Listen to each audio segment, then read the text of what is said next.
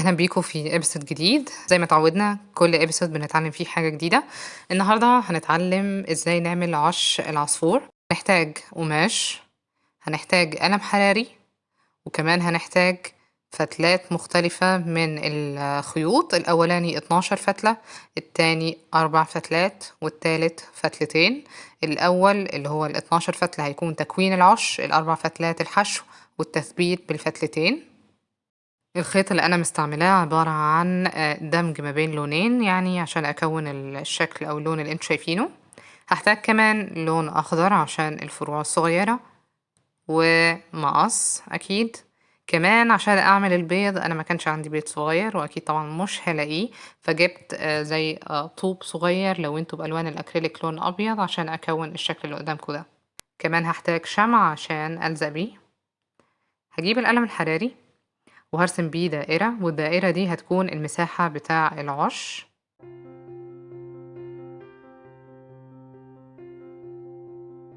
كده أنا حطيت عليها الطارة ومتنتها. أبدأ أجيب الخيط الأربع فتلات، هعمل على الحواف باك، غرزة باك.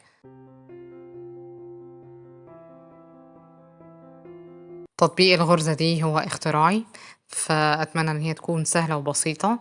آه كنا في الكورس اللي أنا بديه مر علينا الغرزة دي، فبعد فترة أنا طورت الطريقة بتاعها وعملت لكم الفيديو ده عشان تقدروا إن انتوا إذا حابين إن انتوا تقدروا تطبقوها بسهولة ويسر.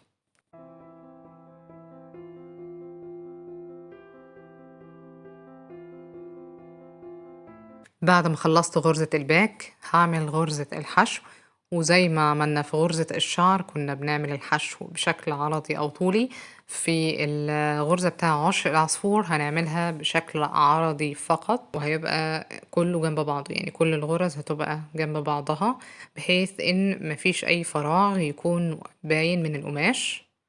هختار اتجاه واحد اعمل فيه الحشو، اخلصه وبعدين انتقل على الاتجاه التاني.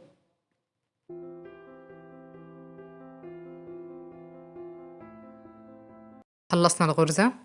دلوقتي احنا حشينا وعملنا الباك، محتاجين ان احنا نكون العش نفسه. ده الخيط ال 12 فتلة وده نهايته. هكون دائرة بإني أطلع بالغرزة من قريب من ناحية الباك، بعدين هكون بالخيط دائرة مفتوحة من غير ما أعمل غرز، وأجيب الخيط الفتلتين، وعند كل منطقة بشد خيط عشان أثبت ال 12 فتلة. يعني بين كل غرزتين باك بحط في المنتصف تثبيت للخيط ال 12 فتلة.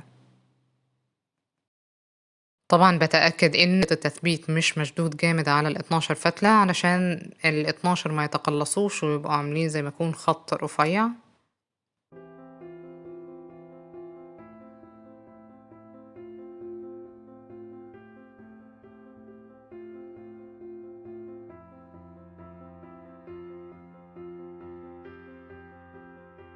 طبعا بكرر اللي انا عملته في خيط التثبيت الاول في باقي الدائرة.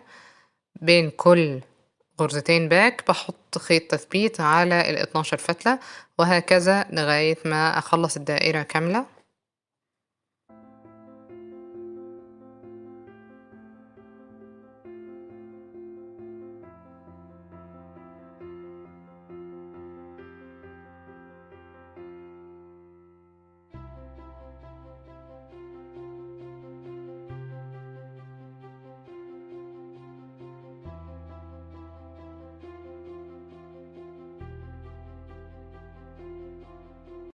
أنا هنا خلصت الدائرة الأولى وعايزة أكمل، فإما إني باخد نفس الطريق وأكون دائرة ورا دائرة ورا دائرة، والدائرة التانية هيكون بين كل خطين تثبيت عملتهم في الدائرة الأولى بحط في المنتصف خط تثبيت للدائرة التانية لغاية ما أكون الدائرة التانية، وأكرر ده في الدائرة التالتة والرابعة وهكذا.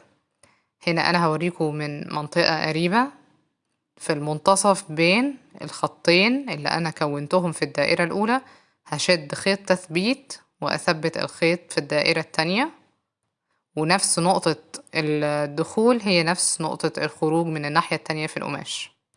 فدي الطريقة الأولى. الطريقة التانية إنه أكوّن الدوائر ورا بعض زي ما هتشوفوا دلوقتي. أنا هنا هاكوّن الدوائر كلّها ورا بعضها، الخيوط بالفّها على هيئة دوائر ورا بعض. طبعًا باسيب الخيط مرخي شوية لإنه لو شدّيته جامد هيكوّن تكتُّل في المنتصف وده أنا مش عايزاه.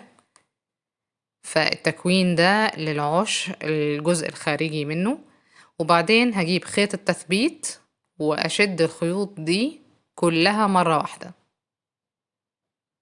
وبرضه باراعي إن الخيط ما يكونش مشدود جامد عشان ما يكونليش شكل مش مستساغ للعين، أو ما يكونليش شكل العُش بتاع العصفور اللي أنا عايزاه. باشد خيوط تثبيت على كل الدوائر اللي أنا عملتها دي.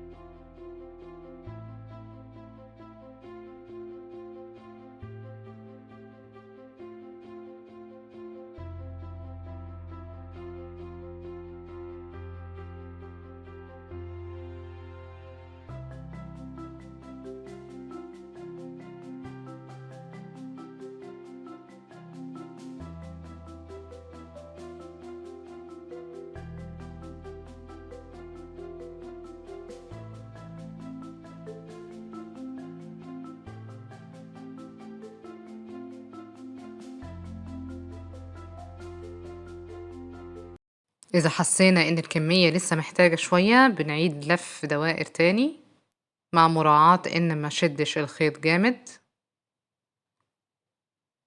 هكون الكمية المناسبة أشدها كويس وبعدين هنظبط الشكل في النهاية.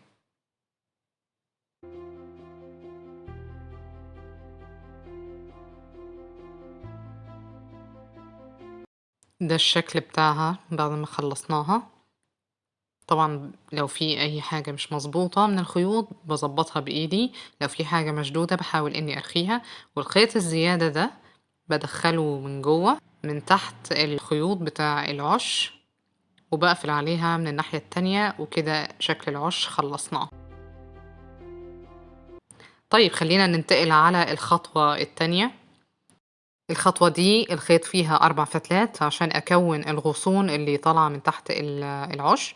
الأول هارسم بالقلم الحراري زي أقواس صغيّرة، ودي هتعبّر عن الغصون، وهاجيب الخيط 4 فتلات وهاكوّن غرز باك في كل واحدة من دول. اللي لسه بيتعلّم الغرز وما يعرفش إيه هي الباك، هيلاقي تحت في صندوق الوصف في فيديو لغرزة الباك وغرزة الحشو، وكمان الlazy daisy اللي إحنا عملناها باللون الأخضر ده، تعبيرًا منا عن إن دي ورق أشجار صغيّرة.